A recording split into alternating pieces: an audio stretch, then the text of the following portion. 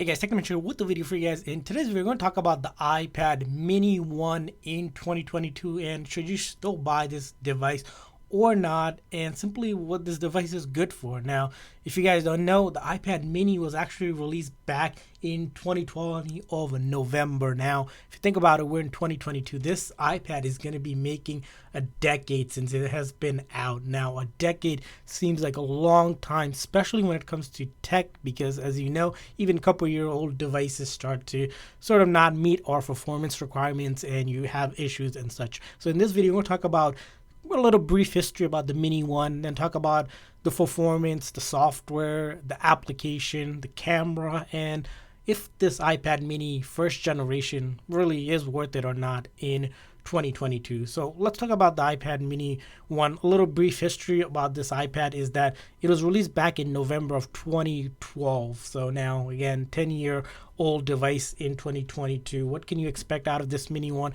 Well, the Mini 1 was kind of interesting because right now the Mini are up to the 6th generation. So you can actually get this device in the 6th generation that Apple recently released, which is a much heavier device but same size, all screen. Now you also have the Touch ID and all of this other feature with it. Now it's not to compare the Mini 1 with the 6 because that doesn't seem like a fair comparison there, but the iPad Mini 1 here has a display of 7.9-inch display. It does have both front and back camera. Not a lot of people know that, but the only thing missing from this is probably the flash, and that's kind of the case for most iPads, is that they don't have a flash here. So this is a 5-megapixel camera, and then there's a front camera as well, 1.2-megapixel camera. So in theory, you could pretty much take selfies with this. Again, the selfies might not be great, but as you can see here, you can actually take some pictures here without really any issue when it comes to do that, even for selfie as well. And you can also take videos and much more with this. So it's capable, but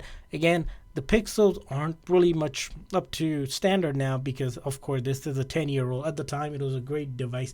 Now, originally, the price for these came around $329. Now, if you got the Wi-Fi model, now that's for only the 16 gig. Now, 16 gig doesn't seem to be like a lot of storage, especially in 2022, and that's because that's the case. 16 gig was barely enough to take a couple photos and a couple applications before the available memory was completely gone. Now, you could have got it also in 32 gig, which you paid $100 more for it, or the 64 gig, again, extra for that extra bit of storage. Now, you can also get this in the Wi-Fi plus the cellular model if you wanted to get cellular data on the go, which in that case you would have to pay additional for it, which would start at $559 for the $459, sorry, for the original price for the Wi-Fi and the cellular model, and up to even $600 for the 64 gig. So quite the money for its time. Now, of course, the price of this has reduced significantly. Now, if you're looking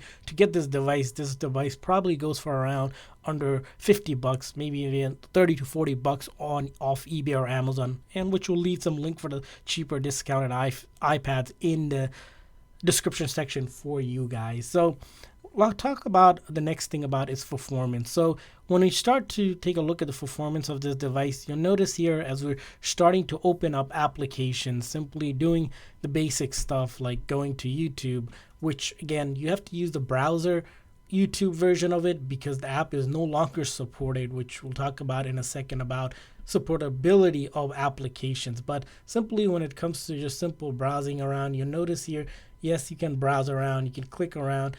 The thing is, you're going to have to be a little bit patient when it comes to browsing because you'll see here on a good Wi-Fi here, browsing can take some seconds, even up to 10-15 seconds before some pages are loaded and graphics are loaded here, because on this device is a A5 chipset on it. Now we're up to A15 Bionic chip, so that's of course 10 generations behind when it comes to Apple product. And the other thing about it is internally it has a half a gig RAM, which means pretty much if you're looking to multitask, you won't be able to multitask whatsoever. Now when it comes to even playing games, you'll find that games are pretty annoyingly slow in some cases. Even the most basic games, you'll find that when you try to open it up and simply try to do it, it will do it, but you again be patient with it. Do not expect to play any heavy graphic games at all. 2D games are gonna be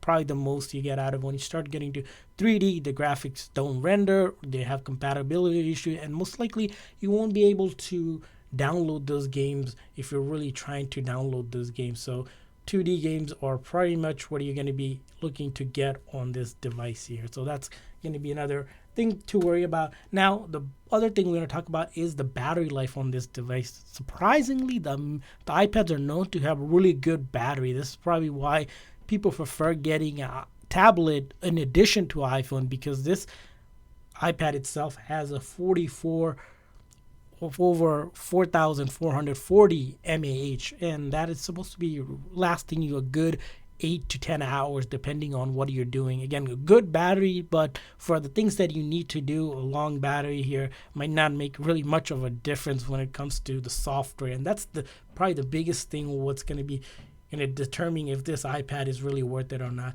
Now, if you go and look into the settings here, you'll notice here the most up-to-date version you can get is on iOS 9. And right now, if you're looking to update the software, unfortunately, you can't update it past iOS 9. There might be minor security updates on iOS 9, which Apple stopped as well. So even when you're looking for a software update, it's not going to load, and you can't get past iOS 9, which brings us to a big issue, because we're on iOS 15 now, and later this year iOS 16 is going to come out, is that apps do not support older versions of software, which means if you go to the App Store right now, you'll have this issue where any apps that you try to download is not going to be compatible, and there's only a handful of apps that are actually compatible with this device here. As you can see, when you try to open up App Store, it does take some time, and when it does, you'll notice here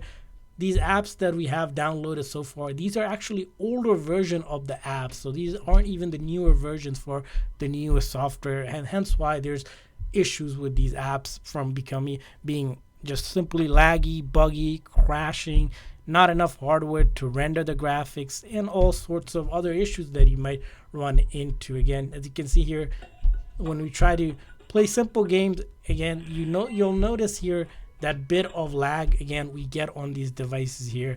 Even some of the more basic functionality for even social media and things, you'll find that it's surprisingly really slow. Although some of the apps you can still download older version of it, which we made a video for you guys, which will leave a link in the description section or in the comment section. You'll notice here on how we got these apps to download, because when you go to App Store now, you're going to have this issue of compatibility, but there is slightly a workaround to that, where if you use an account that can download another device, you can simply sign into this device with that account and then have this purchase history, which will allow you to download those apps. So what we mean is simply if you go to, let's say, any applications, like for example Instagram, you try to get it, what you'll notice here is that you get this message where it says that Instagram is not compatible on this iPad, and that's pretty much the case for pretty much most of the application now. Same with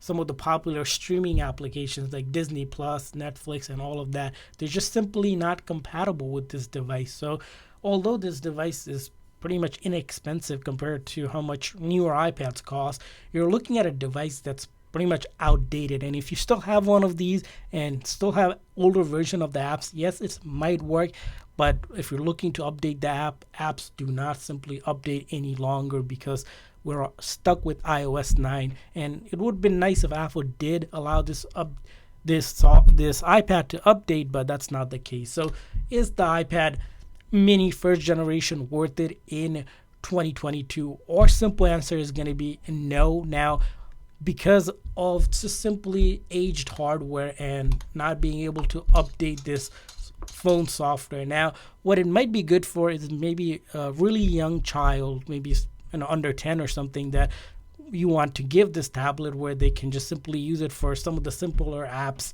and 2D games, or maybe browsing, or even YouTube. Again, YouTube app itself won't work, so you're going to just simply have to use Safari browser to access YouTube if they are going to be watching videos. And even then, for them, they might not mind it, but for anyone who has used something new recently in terms of tech, you'll notice that this device is simply annoying to use in terms of performance and such. But again, because it is so cheap to get, and if you might still have it laying around, again, it might be worth it for you. But for the general purpose, this device is no longer worth it in 2022. So hopefully this video is helpful in explaining about the iPad first generation. We're going to hear from you guys.